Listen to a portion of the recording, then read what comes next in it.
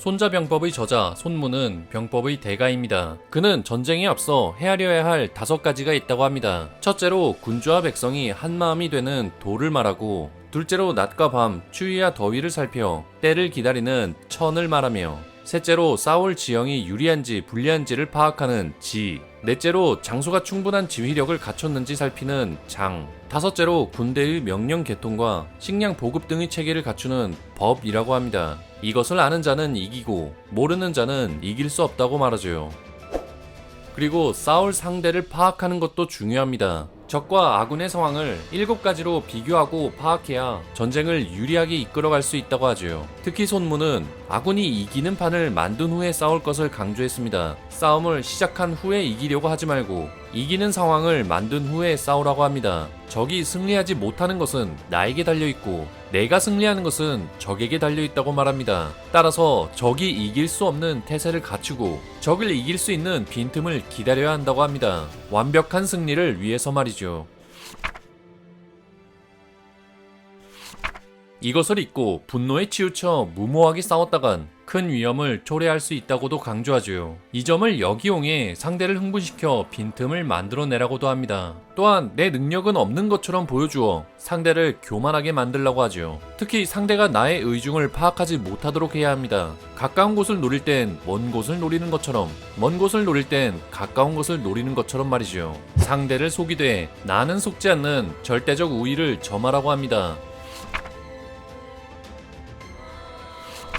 이기는 상황을 만들어 최소한의 피해로 승리를 거두는 것이 핵심입니다. 하지만 싸워서 이기는 백전백승이 최선은 아닙니다. 이보다 더 중요한 것은 싸우지 않고 이기는 것입니다. 가장 어렵지만 가장 최상의 방법이죠. 먼저 적의 의도를 깨뜨려 싸울 기세를 꺾는 것이고, 그 다음은 적의 외교 관계를 무너뜨리는 것이라 합니다. 싸우는 것은 하책이며 그 중에서도 성을 공격하는 것은 정말 부득이한 상황에서만 해야 한다고 하지요.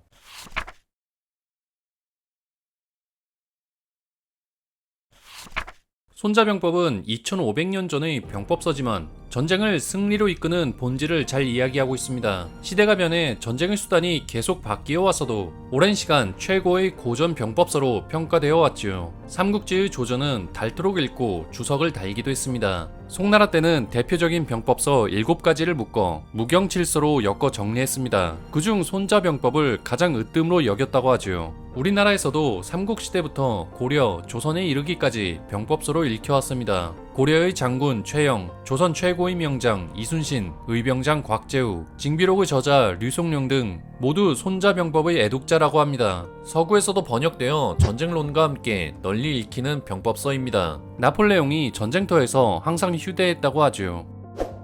병법서라고 해서 꼭 전쟁 상황에서만 유용한 것은 아닙니다. 경쟁이 치열한 오늘날 기업이 살아남기 위한 지침서로 활용되기도 합니다. 일본 소프트뱅크의 손정희 사장은 자신이 성공한 비결이 손자병법이라고 말했을 정도라고 하지요. 전쟁에 관한 조언뿐만 아니라 인문학적 통찰도 담겨 있어 우리 개인의 삶에도 유용한 지혜를 살펴볼 수 있습니다. 전쟁이 큰 위기인 것처럼 삶에는 다양한 위기가 도사리고 있습니다. 역경과 고난은 뜻하지 않는 곳에서 모습을 드러내죠. 우리는 위기에 부딪혔을 때 이겨낼 힘과 지혜가 필요합니다. 무너지지 않고 이겨내는 지혜, 손자병법에서 그 힌트를 찾을 수 있습니다.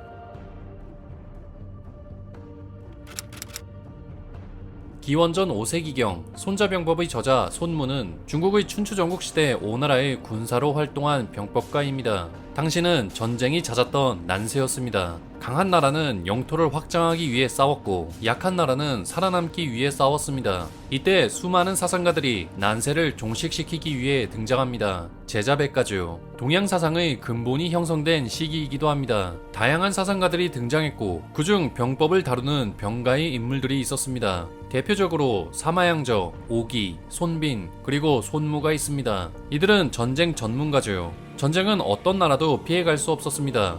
군주들은 살아남기 위해서라도 병법 가드를 적극적으로 등용해야 했습니다. 손무는 오나라 재상인 오자서의 추천을 받아 오왕 함려와 만나게 됩니다. 이후 손무는 오나라의 장군으로 활동하게 됩니다. 오나라는 손무와 함께한 8년 동안 초나라를 공략해 큰 성과를 거두었고 제나라와 진나라를 위협하여 춘추시대에 새로운 패자로 떠오르게 됩니다. 그러다 손무는 돌연 어디론가 사라져 은거하게 되었고 이후 승승장구하던 오나라는 손무의 조언은 잊은 채 지나친 과욕을 부리다 결국 큰 패배를 겪고 몰락합니다. 손무는 자신이 물러나야 할 때를 알았는지 미리 자리를 떠나 화를 면했지요. 그는 활동하면서 훗날 길이 남을 명저 손자병법을 완성하게 됩니다. 손자병법은 총 13편의 내용으로 구성되어 있습니다. 가장 먼저 전쟁 여부를 결정하는 시계편부터 전략을 세우기 위한 작전, 모공편으로 이어지며 전투를 준비하는 단계와 실전에서의 대응법 등 다양한 편으로 구성되어 있습니다. 물론 전투에 대응하는 세세한 방법은 그 당시 기준이기에 지금과 맞지 않는 부분도 있습니다. 중요한 것은 손무가 말하고자 하는 병법의 본질입니다. 그가 강조한 병법의 특징은 무작정 싸우기보다 외교나 협상으로 상황을 풀어갈 것을 이야기합니다. 위기를 감지하고 정보를 수집하여 기회를 만드는 방법을 말하죠. 이제 손자병법의 요점이 무엇인지 쉽게 살펴보겠습니다. 흔히 지피지기 백전백승이란 말이 있지요. 적을 알고 나를 알면 100번 싸워 100번 이길 수 있다는 뜻입니다. 근데 100번이나 이길 수 있다는 말은 약간 막연하게 느껴지기도 합니다. 사실 손자병법 모공편에는 지피지기 100전 불태라고 나와 있습니다. 적을 알고 나를 알면 100번 싸워도 위태롭지 않다는 뜻이지요. 손무는 단순히 이기는 것만 말하지 않습니다. 물론 이기는 싸움만 할 것을 강조했으나 그보다 더 중요한 것은 위태로워지지 않는 것, 스스로 무너지지 않는 것이죠. 누구나 살다 보면 위태로워질 때가 있습니다. 크고 작은 실패를 경험하게 되죠. 문제는 그 실패가 얼마만큼 치명적인가 하는 것입니다. 작은 실패는 다시 일어설 수 있습니다. 하지만 큰 실패는 자칫 회복하기 어려운 상처로 남게 되죠. 위태로워지지 않기 위해서는 큰 실패를 피해야 합니다. 무모해지지 말라는 이야기죠. 자신을 과대평가하거나 혹은 상대를 과소평가할 때 무모해지기 마련입니다. 나와 상대가 어떤 상태인지 모를 때죠. 지피지기가 제대로 안 된 상태입니다. 나와 상대를 제대로 아는 것부터 시작해야 위태로워지지 않습니다. 손무는 말합니다. 적을 알고 나를 알면 100번 싸워도 위태롭지 않고 적을 모르고 나를 알면 한 번 승리하고 한 번 패배하며 적을 모르고 나도 모르면 싸울 때마다 위태롭다. 초안지의 항우는 백전백승할 만큼 전투를 잘했습니다. 70여 차례 동안 패배한 적이 단 한 번도 없었다고 하여 무패장수라 불렸죠. 군사적 능력이 대단했고 용맹한 인물이었습니다. 항우는 2년 만에 중국을 제패하고 패왕으로 군림했습니다. 하지만 스스로 자만심에 가득 차 있었고 결국 유방과 한신에게 몰려 단 한 번의 패배로 인해 몰락하고 말았지요. 정치적 수완이 부족했던 항우는 결국 자신도 몰랐고 상대도 몰랐습니다. 백전백승보다 백전불태가 중요한 이유이기도 합니다. 지피지기 백전불태는 손자병법의 핵심 문장입니다. 말 자체는 어렵진 않지만 이를 제대로 이해하고 행하기는 결코 쉽지 않습니다. 게다가 지피지기는 나 혼자만의 문제가 아닌 나와 상대의 관계입니다. 그리고 손자병법은 상대보다 반드시 우위에 있어야 함을 강조합니다. 정보를 더 많이 가지고 있는 쪽이 유리할 수밖에 없지요. 오늘날 경영자의 시각에서도 손자병법의 힘은 강력합니다. 잘 응용한다면 개인의 성공을 위해서도 도움이 될 수 있지요. 전쟁터에서 발견한 냉혹하면서도 현실적인 지혜입니다. 어떻게 하면 지피지기를 잘하고 백전불태할 것인지 손자병법을 좀 더 살펴보며 알아보겠습니다.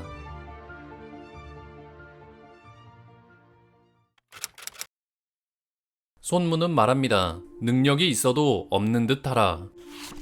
자신을 드러내지 않고 상대의 눈을 가리는 전략입니다. 자신을 드러내기에 급급해서 좋을 건 없습니다. 비싼 음식과 옷, 비싼 차와 집을 자랑하거나 자신의 능력을 과시하면 어깨에 힘도 들어가고 당장은 기분이 좋을 것입니다. 하지만 언젠간 사기꾼의 표적이 될지도 모르죠. 상대도 이기기 위해 자신을 파악하려고 할 것이기 때문에 자신이 어떤 패를 쥐고 있는지 숨기고 있어야 합니다. 상대는 드러나게 하되 나는 드러내지 마라. 하지만 방심하는 순간 자신을 드러내게 될 수도 있습니다. 좋은 것을 가졌을 때나 아는 것이 생겼을 때 자연스레 자랑하고 싶고 뽐내고 싶은 감정이 생기기 때문이죠. 이때 누군가 맞장구 쳐주면 자칫 교만해지기 쉽습니다. 교만은 자신을 파악하는 눈을 가림과 동시에 상대에게 쉽게 정보를 주는 꼴이 됩니다. 반대로 교만이란 약점을 상대에게 심어주면 오히려 나에겐 기회가 될 수도 있습니다. 손문은 말합니다.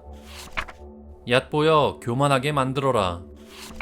어떤 일이든 사람이 하는 일이기 때문에 항상 감정이 영향을 주게 됩니다. 감정에 휘둘리면 약점이 되고 감정을 이용하면 강점이 되죠. 손문은 말합니다. 군주는 분노의 군사를 일으키지 않고 장수는 성난다고의 전투를 해서는 안 된다. 감정은 누구나 있습니다. 하지만 누구나 함부로 표출하진 않습니다. 더구나 국가의 중대사인 전쟁이야말로 감정이 앞서선 안 되겠죠. 손문은 이기기 위해서 오히려 감정을 이용하라고 말합니다. 성나게 해 소란을 일으켜라. 상대를 도발하라는 뜻이죠. 도발하는 전략은 전쟁 상황에서 흔히 쓰입니다. 상대의 감정을 부추겨 이성적 판단을 흐리게 하기 위해서죠. 반대로 자신은 상대의 도발에 흔들려서는 안 될 것입니다. 감정에 휘둘리지 말 것을 강조하고 있죠. 그렇다고 감정이 꼭 절제해야 할 대상은 아닙니다. 승리하고자 하는 의지, 욕망은 아군에겐 상당히 중요합니다. 사기가 높은 군대는 전력을 100% 활용할 수 있죠. 이번엔 감정을 유리하게 이용하는 전략입니다. 손문은 말합니다. 장군과 병사, 상하 간에 동일한 욕망을 가진 자가 승리한다. 장군 혼자서 의욕에 불탄다고 전쟁에서 승리하는 것은 아닙니다. 병사들도 같은 한마음이 되어야 하죠. 마치 기업에 빗대어 볼 수 있습니다. 사장과 직원이 바라는 목표는 다릅니다. 사장은 회사를 성장시키는 것이고 직원은 월급을 많이 받는 것이죠. 사장은 바쁘게 일하는 것을 바라지만 직원은 그렇지 않습니다. 서로의 욕망이 일치하지 않죠. 사장이 직원들과 한마음이 되어 회사를 운영하고 싶다면 서로 바라보는 욕망이 같아야 합니다. 직원에게 주인의식을 심어주어야 하죠. 하지만 말로만 해서는 절대로 안 됩니다. 실제로 사장은 직원을 주인처럼 대접해야 하며 인센티브와 같은 직접적인 이익을 나눠주어야 합니다. 전쟁에서 병사들에게 노획물을 나눠주는 것처럼 말이죠. 욕망이 동기화된 조직은 사기가 충만한 군대처럼 유리한 상황에 설 수 있습니다. 그렇다면 아군끼리 가까워질수록 좋은 것일까요? 손문은 병사들과 너무 가까워지는 것은 경계하라고 말합니다. 장군이 병사를 너무 잘 대해주면 일을 시킬 수 없고 사랑하기만 하면 명령을 내릴 수 없고 혼란이 발생할 때 다스리기 힘들다. 비유하자면 교만한 자식이 되면 쓸모없는 군대가 된다. 아무리 친한 사이라도 어느 정도의 거리는 필요한 법입니다. 그렇다고 너무 멀리해서도 안 됩니다. 너무 가까이 해도 안 되고 너무 멀리 해도 안 되는 거리. 그것을 가리켜 서로의 존엄성을 위한 배타적인 공간이라고 합니다. 너무 가깝지도 너무 멀지도 않게 하라는 불가근 불가원입니다. 그리스 철학자 디오게네소스는 말합니다. 사람을 대할 때는 불을 대하듯 하라. 다가갈 때는 타지 않을 정도로, 멀어질 때는 얼지 않을 만큼만. 쉽게 말해 상대가 너무 훅 들어오는 느낌이 들어 불편하면 너무 가까운 것입니다. 반대로 냉정한 느낌이 들 정도로 쌀쌀 맞으면 너무 멀어졌다는 것이죠. 그 거리는 개인마다 차이가 있습니다. 먼저 자신은 어느 정도 거리에서 민감해지는지 파악해야 하겠죠. 그리고 상대의 거리도 어떤지 파악해야 합니다. 나와 상대를 아는 지피지기가 중요한 이유이기도 합니다. 이번엔 위태롭지 않는 100점 불태의 지혜를 살펴보겠습니다. 손문은 말합니다. 가까운 길을 먼 길 가듯 가라. 빠른 길도 천천히 돌아가라고 합니다. 당장의 이익 때문에 섣부르게 행동하기보다 멀리 보고 돌아갈 줄 알아야 한다고 하죠. 빨리빨리 하려고만 하다 보면 중요한 것을 놓치기 마련입니다. 본질을 잊은 채 속도만 추구하다간 금방 위태로워질 것입니다. 쉽게 자동차로 예를 들어보겠습니다. 자동차는 목적지에 빨리 이동하기 위한 교통수단입니다. 하지만 빨리 가려고 엑셀을 밟을수록 위험해집니다. 사고 나면 목숨을 위협할 정도로 큰 문제가 발생하죠. 경미한 사고라도 발생하게 된다면 본래 목적인 빨리 이동하는 것에 지장이 생깁니다. 사고 없이 안전하게 목적지에 도달하는 방법이 최상입니다. 아무리 빨리 가도 위태롭게 운전한다면 한순간에 모든 것을 잃을 수도 있으니까요. 100번 운전해도 위태롭지 않게 목적지에 도착해야 합니다. 100번 싸워도 위태롭지 않는 100점 불태의 지혜죠.